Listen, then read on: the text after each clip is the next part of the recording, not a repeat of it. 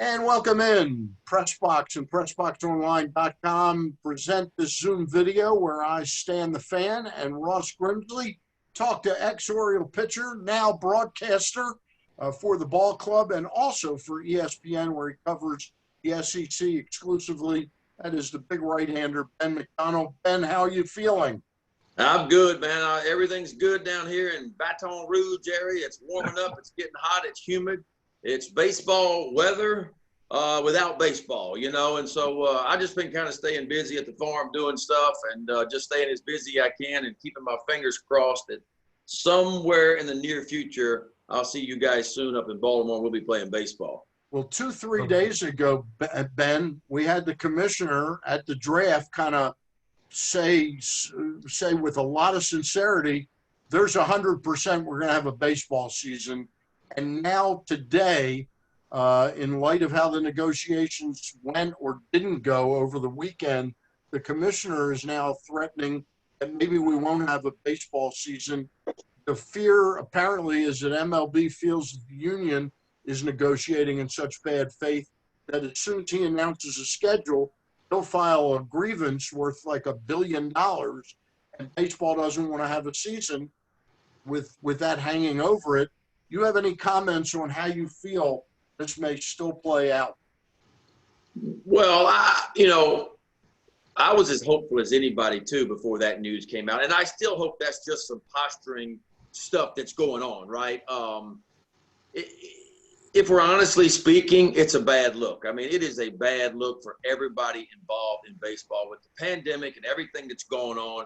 Man, to me, nothing screams normalcy more than having America's pastime back on the field. And they've had so many opportunities to get this thing done. And it's starting to eerily feel like the 94, 95 stuff where we had the work stoppage that I was in, and I didn't think it was going to happen then. I don't think a lot of us thought it was going to happen then. It did. And we finally got it going. But, Cal Ripken's not coming out of retirement. He's not breaking Lou Gehrig's record again, right? I mean, that's what began to bring fans back to baseball in 95. Like, that's over, and it's not going to happen again. And McGwire and Sosa aren't going to chase the home run record again, and that helped bring people back the following year. So I'm hoping all parties involved in this, guys, just for 1 year, just for now, and say, listen, what can we do?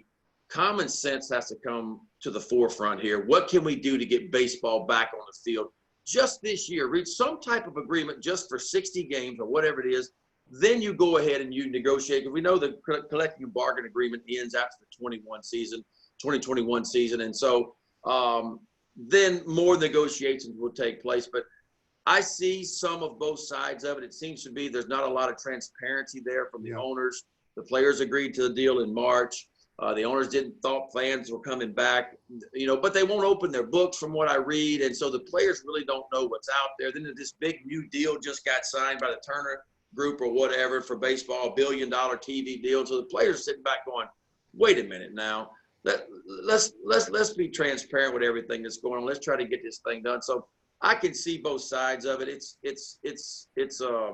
It's just a bad look, and I'm hoping that this is just posturing and we're going to be playing baseball in the near future. Yeah, hopefully, you're right, but it's all about money now because everything else has been negotiated in the past. And, and you talk about opening the books. They're not going to do that, but the players are smart. I know back in 1972, I was a part of that first strike, and then in the 80, I think 80 or 81. But the players, they just broke it down and go, wait a minute, you people are making X number of dollars. We're getting 20% of the total revenue, which is the smallest of any major corporation. So the players put two and two together. But anyway, back to now, I mean, it's all about, if you can't figure out a way to divide up, 50 games, the money, we got a problem here. And you're going to give up a lot. You're going to lose a lot of fans. And that's one of the biggest things, is trying to get these people back to the ballpark to watch the games. And that's this is not going to, just like you said, there's no Ripken, there's no Sosa, McGwire. It's going to be a problem. But getting back, if there is, or even if there isn't baseball, you got your minor league system, you got your prospects. What are these guys going to do? They got the fall league, they got the instructional league. Any idea what could happen with that? Well, there's been a lot of talk, right, of an instructional league down in Florida for a lot of the kids. And there's also talk about extending the Arizona Fall League, because we had Mike Elias on a Zoom call the other day, and he was asked that question. He said, truthfully, I just don't know what it's going to look like, because all of these general managers and front offices, they want their prospects to get some reps in, because the only way you get better is you get reps in. I know everybody's at home and they're working out and they're doing what they can do, and that's good. But it's not the same as getting real game reps in. That's something you just can't duplicate in a batting cage or throwing bullpens. So I think that's going to be a big part of it. The only good news for everybody is everybody's kind of in the same boat, but a lot of these guys are just basically losing a year of development. And it's sad in a lot of ways, So I'm hoping that there's something there, because there's nothing been talked about for the minor league season this year. It's just really gotten too late. That's obviously not going to happen. So it's going to fall to instructional league and what happens in the Arizona Fall League. As we move into talking about the topic we really invited you on to talk about this week, Ben, which is the draft that was just held last Wednesday and Thursday, what would you imagine would happen to those players when a Heston Kjerstad signs with the Orioles? Will he just not play this year, or will there be some way that these guys can get reps? Well, I don't see a minor league season happening, and Heston Kjerstad's probably not going to the big leagues. There was a lot of talk about a 30-man roster. I think that's going to happen. There's going to be the 20-man taxi squad, which will be guys that I don't know if they'll stay with the club. I don't know if they'll work out with their club, if they'll be in their spring training facilities working out, trying to stay ready in case, somebody gets hurt. There's a roster move, a guy gets to go up, or, somebody not performing well at the big league level. So you'll have that 20-man taxi squad, which you would think would be a lot of your older guys, some guys that's ready on the fringe of getting some big league reps in. But again, you don't know what that's going to look like either. So for a lot of these young guys, especially the high school guys that are signing that just got drafted, there's really nowhere for them to go right now. And they're working out. They're staying ready too. I got a couple of them working out in my gym here. One kid that was drafted in the second round, Daniel Cabrera out of LSU, was drafted in the second round, and he's over here every day hitting. And I mean, I could be honest, talking to these guys. Michael Papirski's here. He's in the Astro organization as a catcher in AA, but they're at a mental point right now where they just don't know what to do. They don't know if they need to get into their off-season program. Okay, if the season's not going to happen, I'm going to get away from throwing bullpens every day, and I'm going to get more into my off-season strength-building long toss phase. And the hitters are like, okay, I'm facing live BP, but you know what? If there's not going to be a season, I'm going to get into my weight program and try to gain some weight, try to get bigger and stronger, get away from the reps I'm doing. So they're kind of at a standstill. They talking to their organizations. And the truth of the matter is the organizations just really don't know what to tell the kids other than, hey, continue to do what you can do to stay in shape any way you can, just in case something happens down the road. So let's slide. Oh, go ahead, Ross. Go ahead. Usually when these kids are drafted, they usually don't play a whole lot anyway the first season, but they haven't had a season to prepare for, not doing anything. So that's another thing. Normally the guys would play their college year or their high school year, and then they would go and they would kind of get acclimated to professional baseball. Right. And the pitchers would get a few innings. The hitters would get some swings and what have you, but they didn't even have that opportunity to do that. So that could change a little bit about the approach, about what they may do, I would think. So it, like I said, there's so many unknown questions, and it's such an iffy thing right now. One of the things we do know, Ben, is who the Orioles drafted and who they were expected to draft. Did the fact that and I know this because you were on the Glenn Clark radio show last week, and you apparently threw out the name of Heston Kjerstad as a sort of a dark horse guy that the Orioles could go for at number 2. At the end of the day, taking into account both the philosophy that Elias used here, which was to go under slot with the lead pick and over slot with a couple late picks, what kind of player did they get in Kjerstad? Well, Heston Kjerstad, I mean, when he stepped on campus in Fayetteville 3 years ago, I saw him perform a lot. And look, he's a big, strong kid, as you guys know, left-handed power bat that hits for an average too. Now, there's some swing and miss there. There's no doubt about that. But in today's game, I don't know if that's a huge deal if you can blow it out of the ballpark. And so he's a kid that hit 13 homers his freshman year in the SEC. He hit 17 home runs his sophomore year and was on pace to hit 24 or 25 home runs his junior year this year. And remember, they only got to play about a third of the season, 16 or 17 games, if even a third of the season. So I like the kid. It's probably the best college left-handed bat in college baseball for me. It's a powerful bat. It's a good body. If I had to poke holes at all, his defense needs to get a little bit better in the outfield. I think the arm is an average big league outfield arm, but some of his routes to the baseball, I've watched him the last 2 years, aren't great. But I think that's something with enough, live reps in the minor leagues, enough reps he gets during BP taking balls off bats, he can really improve on that. But I like the pick. I mean, everybody thought it was going to be Austin Martin. I love Austin Martin to death. He is a hell of an athlete. I mean, this kid can run. He can really hit. He can show a little bit of power last year as well. But at the end of the day, when you're taking somebody number 2 overall in the draft, you want to be able to say, listen, this is my center fielder of the future. This is my shortstop, first baseman. You really couldn't say that about Austin Martin because, again, poking holes in him, he never showed me, and I probably saw him play live 15 or 20 games in the last 2.5 years. He never really showed me an arm that's good enough, strong enough, accurate enough to play the left side of the infield at the big league level. I might be wrong, and maybe it develops a little bit more, but I saw him more as a second baseman, or maybe you move him to the outfield. So at the end of the day, I think that's what happened. But look, Mike Elias did his scouting. I saw Mike several times last year around the SEC looking at certain players. And so they did their homework at the end of the day. And it feels eerie to 2012 when he was in charge of the Astros, right? Remember they took Carlos Correa, number 1 overall, saved a lot of money, got Lance McCullers Jr. later on, who ended up being a stud for him right now. And so it feels like that.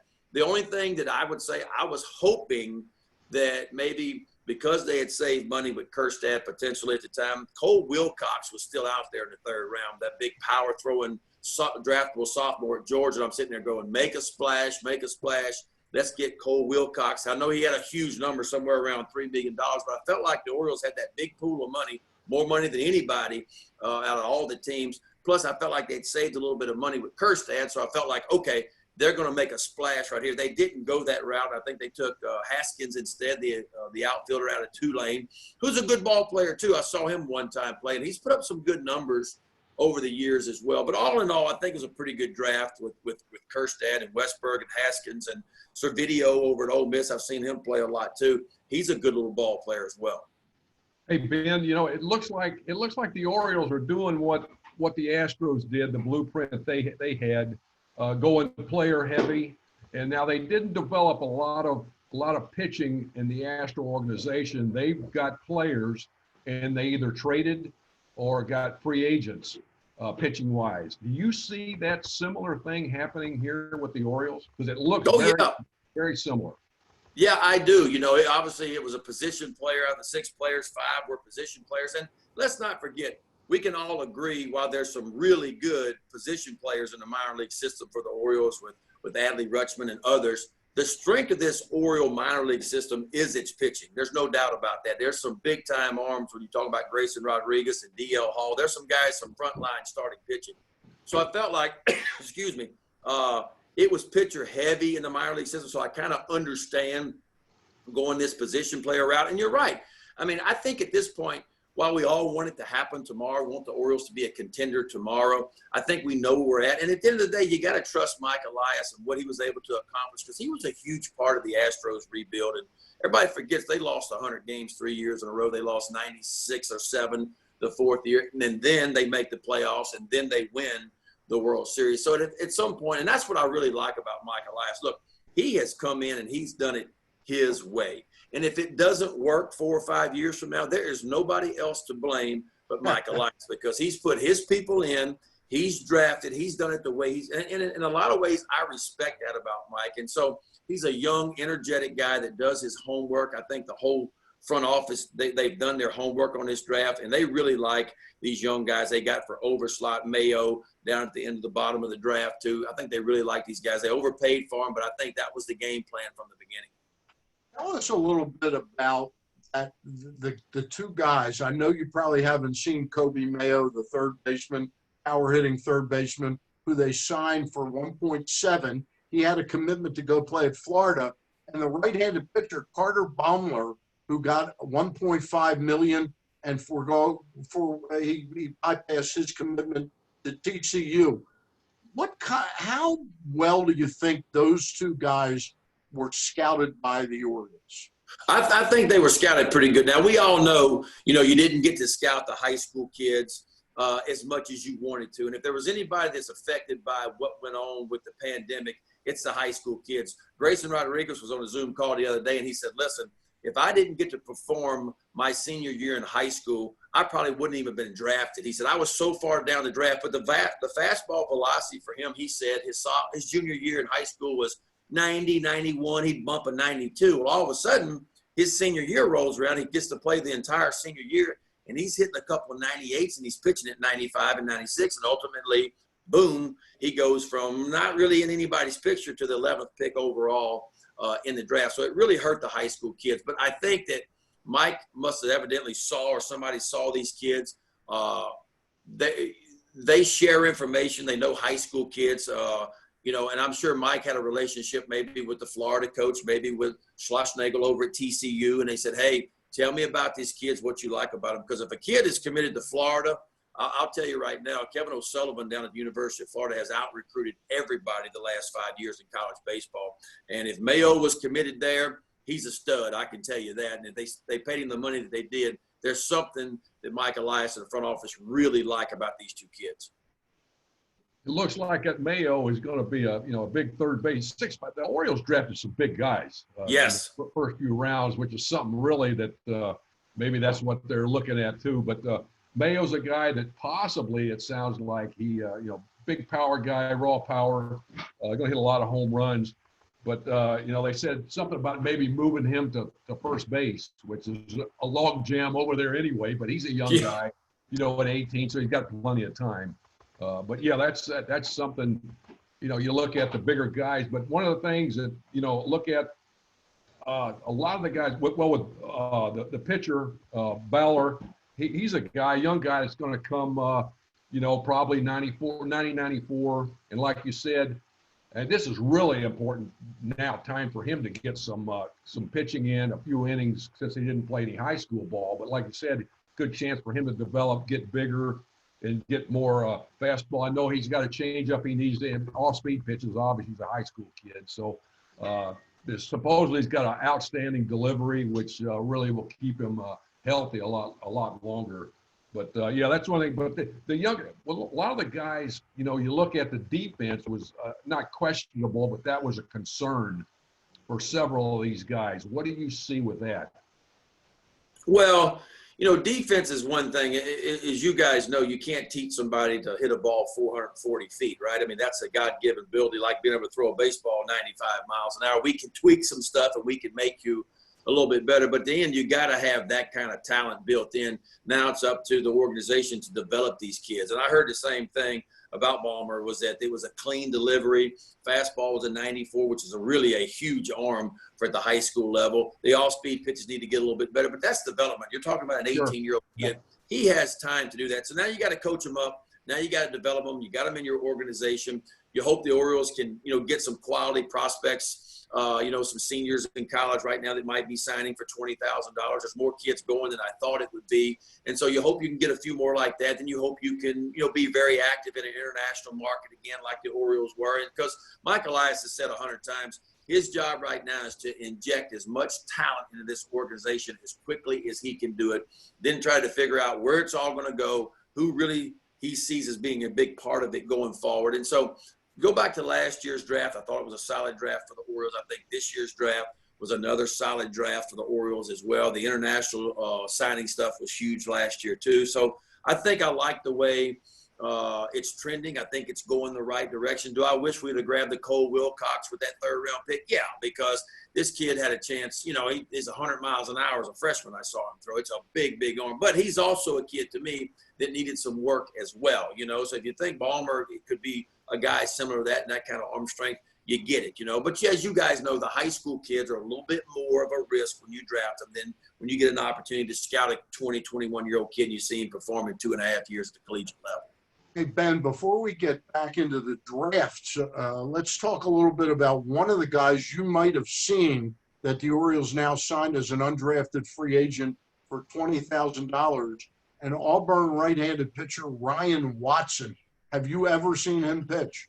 Yes, I saw Watson wasn't one of Auburn's main guys as far as their weekend rotation. He was more of a reliever, pitched a few midweek games, but I did catch him on the weekend in relief. And I thought he had a good arm. I didn't get to see enough out of him, but it's one of those kids that, again, it's hard to project these kids out 4 or 5 years from now, but evidently the Orioles. And look, if I'm a kid sitting back right now and I'm in that position that some of these college seniors and juniors are in, I think the Orioles is the perfect organization for you, just because you got an opportunity. If you perform well, you got a chance to really move up through the minor league system quickly, because the Orioles are looking for talent. And so I like where the Orioles are as far as being able to recruit these kids in some ways, because everybody's got the same amount of money, right? I mean, 20 grand, whether you're going with the Yankees or the Orioles, you're getting 20 grand at the end of the day. So to me, I want to go to an organization where I can climb quickly and I got a best chance of getting to the big leagues. And we all know the Orioles might be the best program out there, organization out there to get to the big leagues the quickest. Hey, one of the players we haven't mentioned at all is represented by Scott Boras, was the number 2 pick. And to me, he was the one head scratcher, because that's where I thought the Orioles were going to come back with pitching. And I think the guy they were interested in was that high school kid outside of Philly who went at 24, Nick Bitsko. But they drafted the infielder from Mississippi State, Jordan Westberg. What can you tell us about him, and do you like him?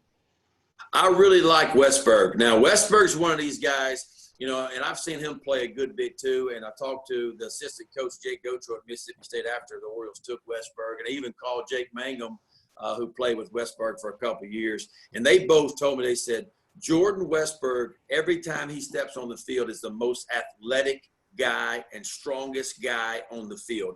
It just hasn't all come together for him. Although he hit over 330 one year, but I'm telling you, they say raw power, he's really got it. He can run, he can throw, he projects out to the left side of the infield because he does have a strong enough arm. And look, he's 6'3", 205 right now. You could see him at a shade over 6'3" here in about 3 or 4 years, and playing at 220 with some big time pop that can play the left side of the infield. Because I'm telling you, when you watch him take batting practice, you guys know what it sounds like. The ball sounds a little bit different when it comes off his bat, but he's got some swing and miss there too. Like, he swings and misses, and that's exactly what Jake Mangum told me. He said, Ben, he said, this kid figures out how to make a little bit more consistent contact.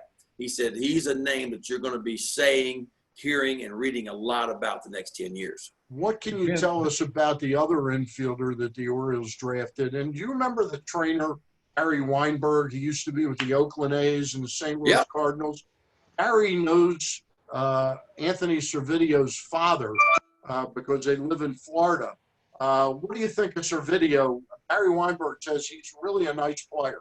No, he's a really good player, and he really came into his own. He stepped on campus over in Oxford, Mississippi, there at Ole Miss, and his first year, he wasn't good enough to get in the infield. Like, he played right field. Well, then he moved to second base last year because Ole Miss had a shortstop by the name of Gray Kessinger, who's a heck of a player. He left after last year. He was a second-round pick. So this year, Servidio went over it and played the shortstop position. Not a big kid. He's the only smaller kid that the Orioles took in the draft this year. I think he's 5'10"-ish, somewhere down. But he can really run. Like, he stole 24 bases his sophomore year. He hit 287. This year he was hitting it really well. I wrote it down. He was hitting 390 this year. But what I really like about Servidio is, if you go back and look his freshman and sophomore year, in 271 at-bats in college, he only hit 4 home runs. In 59 at-bats only this year, he had 5 home runs and only 59 at-bats this year. So all of a sudden, you start to see the power numbers beginning to come for Servidio. He can run. He can throw. I don't know if he's a shortstop at the big league level. If he makes it, I think he's probably more of a second baseman, which is where he played last year. But he showed me some pop this year, and he showed me a really good average. And he's the kind of guy that if he'd have played all year in college this year, look, guys, he probably would have stole 30, 35 bases, probably would have played a heck of a shortstop, and probably would have hit you about 15 home runs, which is a heck of a year.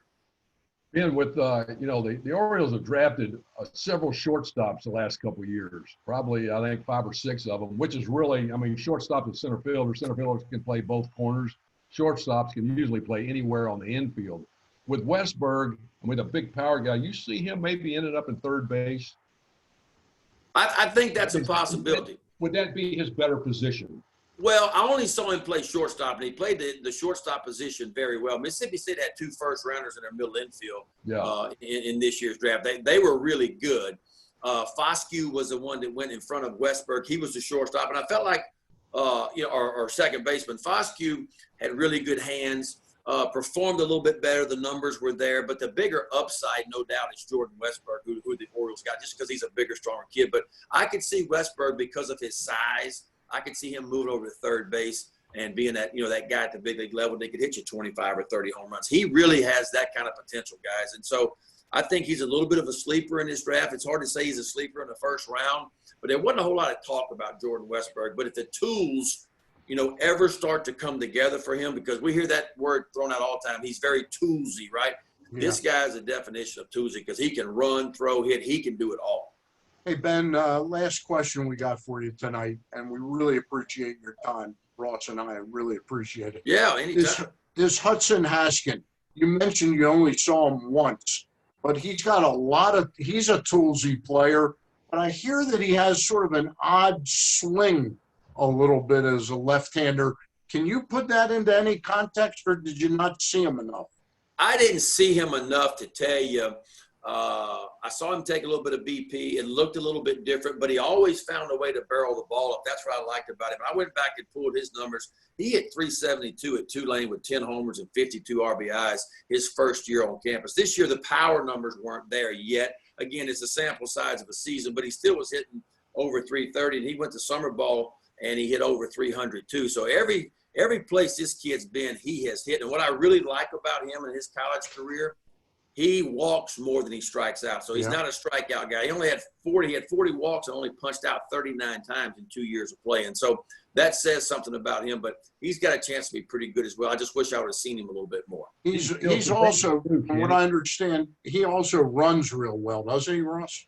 Yes, steal some bases for you. Yeah. Yes, he can run a little bit. He steals some bases. He's from Connecticut, went to the same high school as George Springer, the Astros player. And so, and he said that's always been his idol, guy he wanted to kind of mimic, and he can really run. So he's a toolsy guy too. Tulane had a first rounder last year. This kid popped in there at the third round for the Orioles. So they're starting to put out some pretty good talent at Tulane as well. All right. Ben McDonald, many thanks for joining us on the Zoom video. Ross, as always, a pleasure talking to you. Pleasure, and we'll guys. catch up next week. Gary Stein and I later this week will talk to Drew Forrester of Drew's Morning Dish. Thanks to Ben McDonald again. And again, this was presented by PressBox and PressBoxOnline.com. Thanks, Ben.